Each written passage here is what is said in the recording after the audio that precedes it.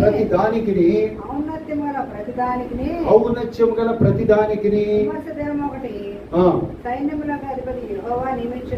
ఇది తెలియదు చాలా మంది. అవి అణగద్రొక్కబడు. చాలా మందికి ఏం తెలియదు అంటే మనల్ని విమర్శించే దినం దేవుడు ఒకటి ఉంది అని గ్రహించరు.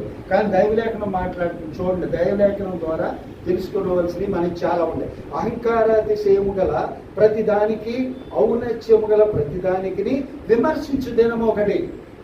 మనం దేవుడి ముందు చేతులు పరిస్థితి ఒకటి ఉండదు. దేవుడిని అది మనం ఎప్పుడు కూడా పరిశీలన చేసుకుంటూ ఉంటారంట. అది దేవుడు నియమించారంట, దేవుడు నియమించాడంట.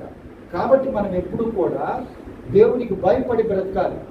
మనం ఏది చేసినా కూడా ప్రభువా నీ సన్నిధిలో నీకు అంగీకారమా కాదా అనేటటువంటి విషయాన్ని మనం తెలుసుకొని బ్రతకాలండి. ఏమన్నా కాదా? ఏదైనా మనం చేసేటప్పుడు దాంట్లో యథార్థం